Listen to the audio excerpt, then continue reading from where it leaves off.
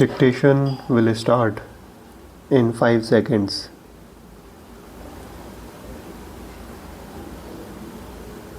Start. Sir, the House would recall that when I introduced the Constitution 64th Amendment Bill, I had said that government intended to bring forward in the monsoon session major legislation relating to the urban local bodies.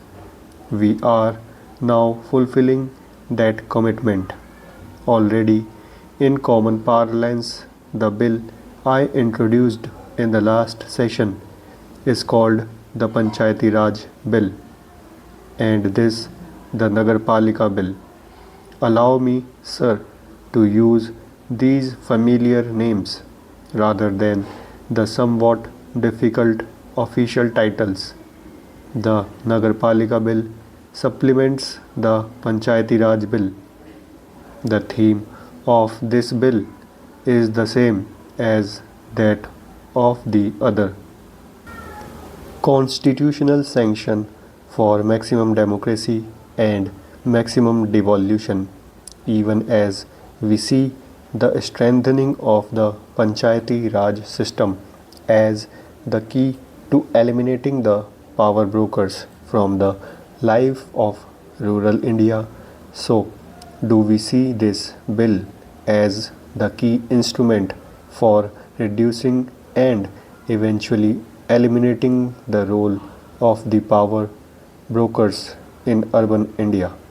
We seek through these bills to vest power in the only place where power rightfully belongs in a democracy, in the hands of the people. In the past few days, we have been sad witness to the gravest assault on democracy since the founding of our republic. The abandonment of the Lok Sabha by a section of the elected representatives of the people. In the last general elections, the people gave the Congress an overwhelming mandate to govern the country for the 5 years. In the same elections, they returned a few opposition members to occupy the opposition benches for the same 5 years. The members of the opposition were elected to fulfill the vital democratic function of contesting the government and its policies right here on the floor of this house, not in the streets or in the columns of newspapers.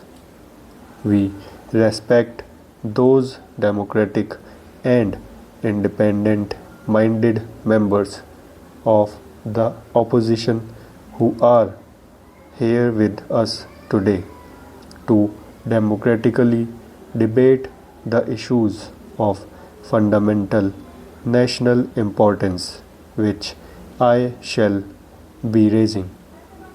By the same token, we must deplore the behavior of those other members of the opposition who have simply run away from this highest forum.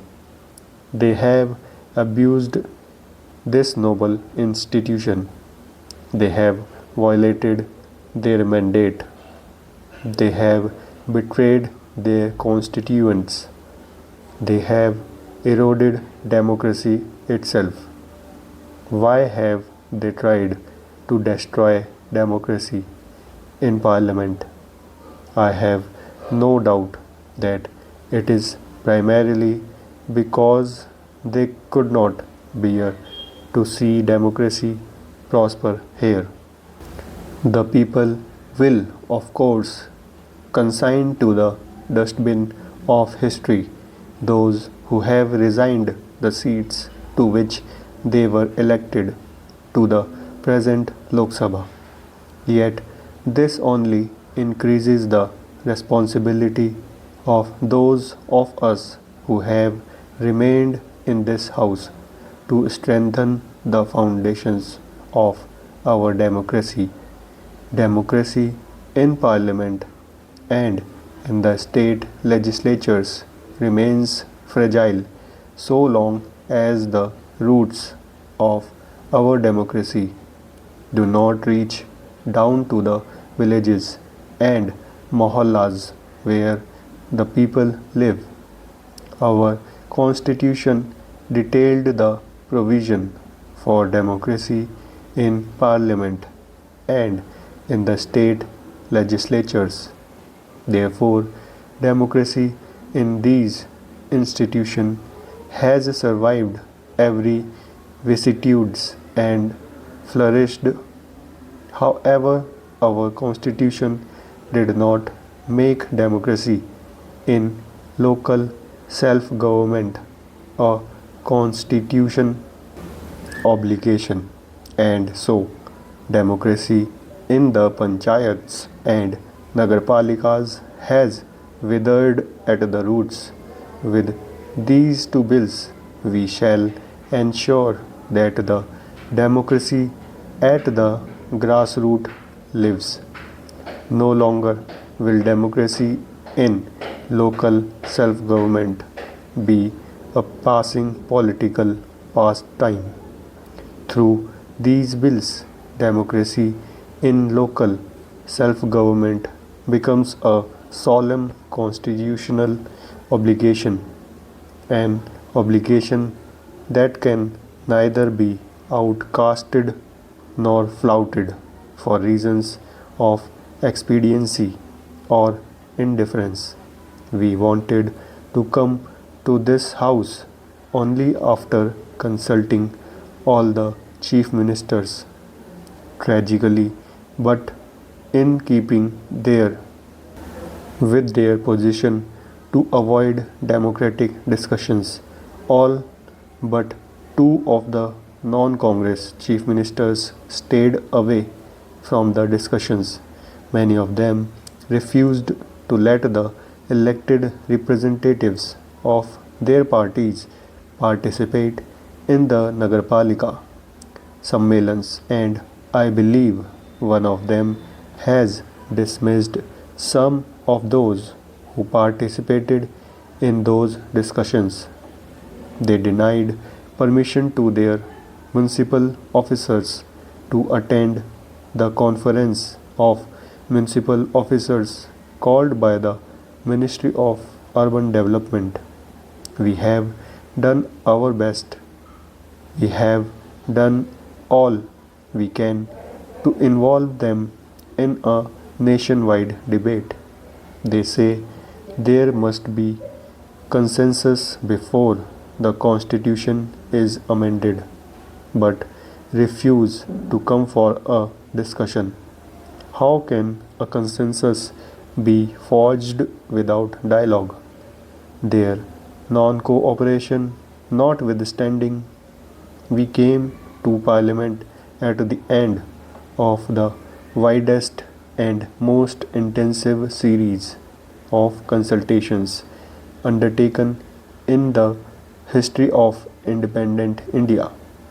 I have personally interacted with over of 25,000 knowledgeable and experienced persons, most of whom are elected representatives of the people, before coming to this house with the Panchayati Raj and Nagarpalika bills. Times out of number, we have stressed that this is not a center state issue.